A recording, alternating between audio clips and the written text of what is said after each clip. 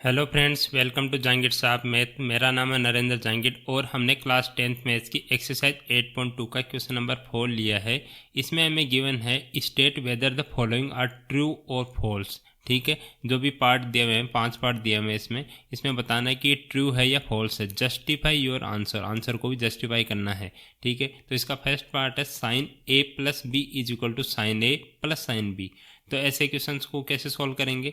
इसमें क्या करेंगे, हम ए और बी की वैल्यू मान लेते हैं। Let A is equal to 30 degree and B is equal to 60 degree मान लेते हैं। ठीक है, अब देखो यहाँ अगर साइन ए प्लस बी करेंगे मीन्स 30 प्लस 60 करेंगे तो कितनी वैल्यू आएगी? ये आ जाएगी साइन 90। साइन 90 की वैल्यू कितनी होती है? 1 होती है। एंड अगर sin A plus sin B करेंगे तो साइन ए की वैल्यू कितनी है? साइन 30 प्लस साइन बी की वैल्यू कितनी है? साइन 60। तो ये कितनी आ रही है? साइन 30। साइन 30 कितना होता है? 1/2 प्लस और साइन 60 कितना होता है? √3/2। तो ये तो किसी भी एंगल से इक्वल नहीं लग रहा। 1 can not be equal to 1/2 plus √3/2। ठीक है, तो ये हमारा इक्वल नहीं है, मीन्स LHS और RHS इक्वल नहीं है। तो ये क्या हो जाएगा? रॉन्ग आंसर हो जाएगा, मीन्स ये फॉल्स हो जाएगा स्टेटमेंट। ठीक है, ये फॉल्स हो जाएगा स्टेटमेंट। तो ट्रू और फॉल्स में फॉल्स बताना है, फिर ए एंड बी की वैल्यू लेके आपको जस्टिफाई कर देना है। ठीक है, अब इसका सेकंड पार्ट देखो, the value of sine theta increases at theta increases. हमने टेबल में पढ़ा था कि जैसे 0 डिग्री के लिए, ठीक है, 30 degree, 45 degree, 60 degree and 90 degree, इनके लिए साइन की वैल्यू क्या होती है? साइन थीटा अगर देखो 0 डिग्री 30 ऐसे इंक्रीज होता है, थीटा अगर इंक्रीज हो रहा है इधर तो वैल्यू क्या होती है? 0 होती है। इधर साइन 30 की वैल्यू 1/2 होती है, साइन 45 की वैल्यू √1/√2 होती है, साइन 60 की होती है √3/2 एंड साइन 90 की वैल्यू 1 होती है। तो देखो इसमें वैल्यू भी इंक्रीज हो जा रही है, तो थीटा इंक्रीज हो रहा है। ठीक है, sin theta increases as theta increases, theta इधर इंक्रीज हो रहा है तो वैल्यू भी 0 to 1 पहुंच गई। ठीक है, तो ये ट्रू स्टेटमेंट है, साइन के लिए ट्रू है। बट थर्ड पार्ट देखो, इसमें the value of cos theta increases A theta increases. अब अगर यहाँ कोस थीटा की वैल्यू अगर हम लिखेंगे तो कोस थीटा की वैल्यू हम कैसे लिखते हैं टेबल में? ये वाली फर्स्ट वाली वैल्यू लास्ट में चली जाती है और लास्ट वाली फर्स्ट में आ जाती है, मीन्स 1, और दूसरी वैल्यू होती है √3/2, थर्ड होती है 1/√2 और फोर्थ होती है 1/2 और ये 0।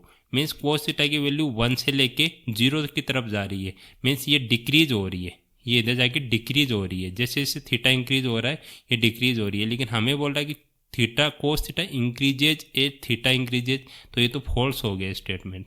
ठीक है, तो आपको वैल्यू पुट करनी है यहाँ पे, ऐसे दिखा देना है कि कोस थीटा के लिए इन जो ये एंगल है इनकी वैल्यूज़ ये होती है और साइन थीटा के लिए ये वैल्यूज़ होती है। तो इससे अगला एग्जामिनर समझ जाएगा कि आपने एक टेबल फॉर्म में बना के जस्टिफाई कर दिया आंसर को। अब इसका फोर्थ पार्ट है sin theta is equal to cos theta for all values of theta.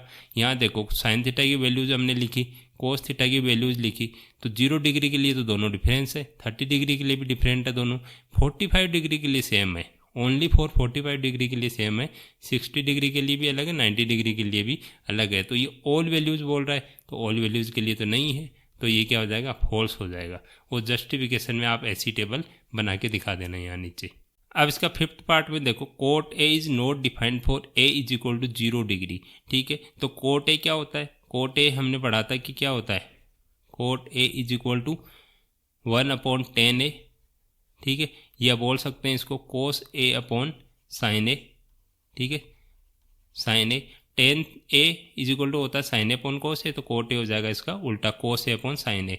तो अगर ए इज इक्वल टू 0 है तो कोट 0 डिग्री की वैल्यू देखो, यहाँ कोस ए की वैल्यू कितनी है? 1, कोस 0 की वैल्यू, और साइन 0 की वैल्यू कितनी है? 0। तो 1/0 है वो क्या होता है? इन्फिनिटी होता है। तो ये तो क्या होता है? डिफाइंड नहीं होता। तो ये हमेशा ऐसे लिखेंगे 1/0 कैन नॉट बी डिफाइंड, है ना, तो नॉट डिफाइंड। तो not cos is not defined for A is equal to 0 degree. तो ये तो ट्रू स्टेटमेंट है और हमने जस्टिफाई करके भी बता दिया कि इसकी जो वैल्यू होती है 1/0 होती है, तो ये डिफाइंड नहीं है। ठीक है, तो इसके जो ये क्वेश्चन नंबर 4 है ये काफ़ी इजी क्वेश्चन है, इसमें 5 पार्ट दिए हुए हैं लेकिन काफ़ी इजी है, लेकिन आपको जस्टिफाई करके भी बताना है। हो सकता है 1 नंबर का क्वेश्चन आपसे पूछ लिया जाए।